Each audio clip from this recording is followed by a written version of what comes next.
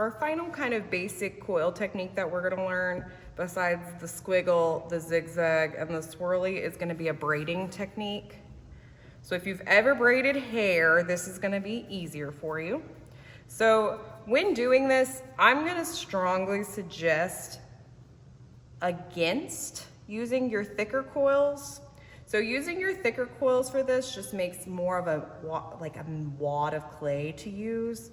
So it's easier just to give yourself thinner pieces. So if you're rolling a very teeny tiny coil like I am, it's hard to put your whole hands on it because you can't really see what you're doing and what your thickness is on your clay. So it's easy just to use your fingers, just as long as you're getting that full range of motion, checking to make sure that they're about the same thickness.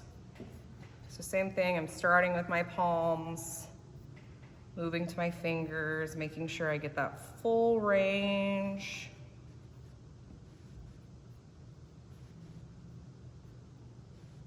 Okay, so now I have 3 pieces. So now I'm going to braid them. So braiding them is just like braiding hair.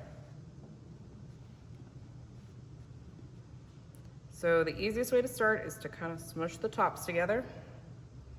And then same thing. So you're gonna start with your left, cross over the middle, and then you got your right one that's gonna cross over the left one.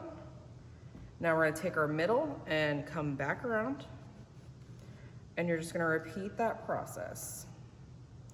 So because the clay is intertwined in this, it's not as important that you slip and score each individual connection, but let me tell you, if you do slip and score each one of those, you have a much better chance of your clay coming out exactly as you like. So now I'm just going through and I'm finishing the braid.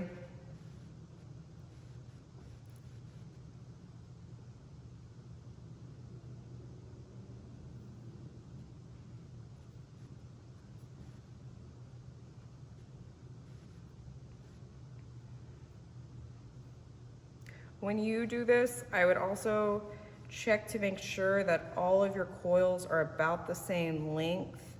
This coil was a little short compared to the other 2.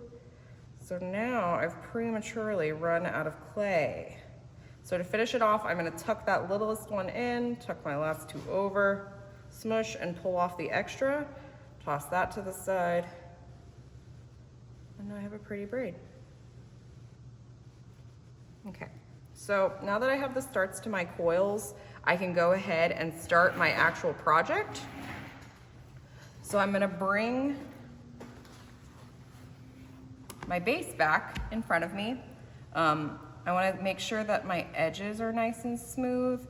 A lot of pre-work in clay is very helpful. It also just like makes less work for you to do in the long run. So I'm gonna smooth out any marks.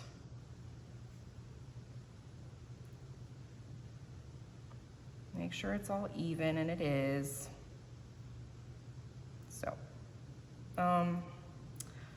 remember that really important thing that we're supposed to write on all of our papers? Okay, well, it's the same thing with clay. Especially as we're starting our projects, a lot of the projects are gonna look the same, and it's gonna be frustrating the next time you come to class if you don't have your name either on the plastic bag that you wrap your piece in or on the bottom of your piece. So my name is Miss Jewett, so I am just using my needle tool to draw it in.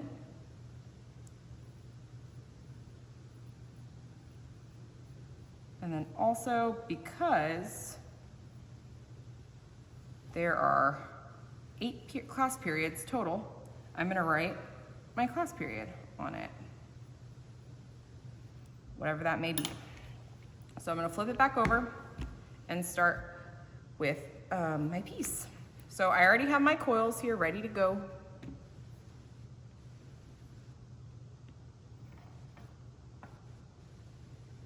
And my coil examples.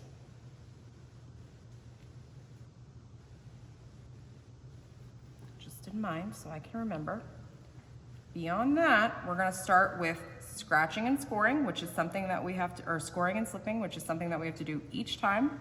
So once again, I'm gonna go around and make my little X's. So we're wanting to start on the inside rim.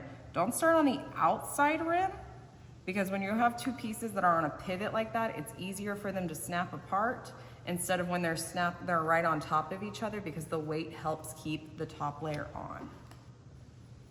So I'm going around.